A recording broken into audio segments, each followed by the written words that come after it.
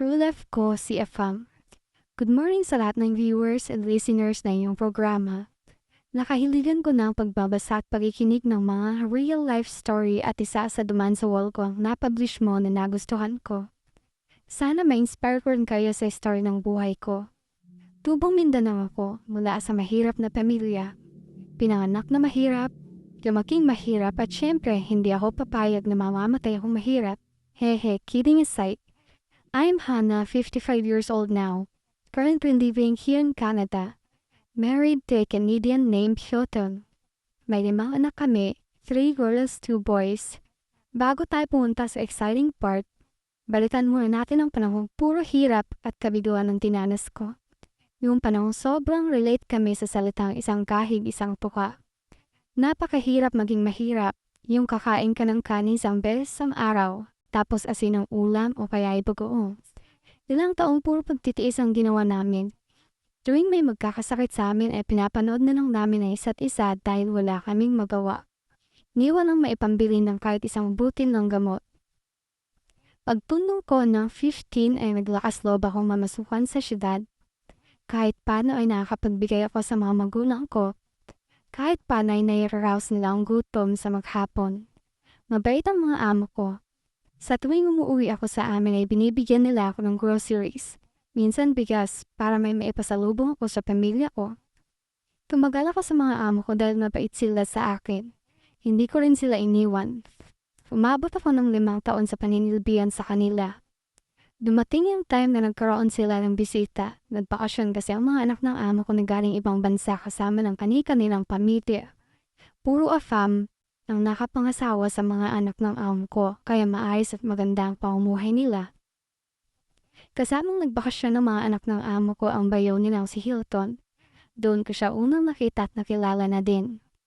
Unang tingin ko palang kay Hilton ay nagkagusto na agad ako sa kanya.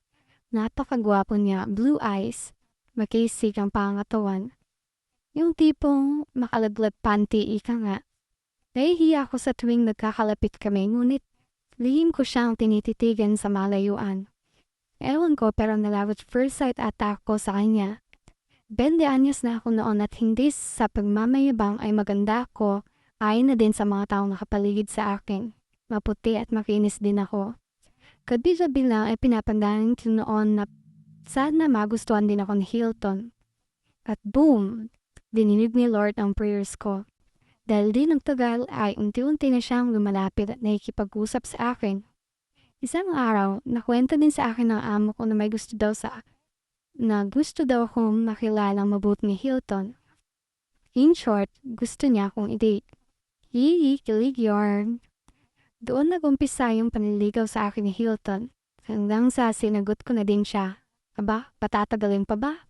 Wag na day.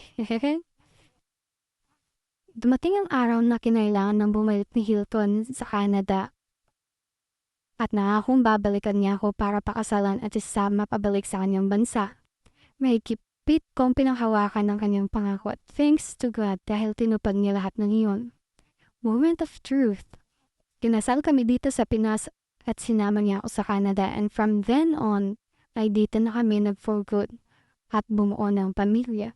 Sobrang lucky ko sa asawa ko dahil napakabait at responsable niyang asawa. Sa ngayon ay kasama ko na rin ang ilan sa mga kapatid ko. Nakapag-asawa din sila ng Canadian. May mga times din na dinadalan na rin namin ang mga magulang namin dito upang magbakasyon. Kaya laking pasalamat ko kay Lord sa mga answered prayers ko. Malay nyo, afam din ang swerte nyo. This is how my story ends. Thank you. Sender, congratulations sa iyo. Napakaganda ng love story mo at sobrang nagustuhan ko yun.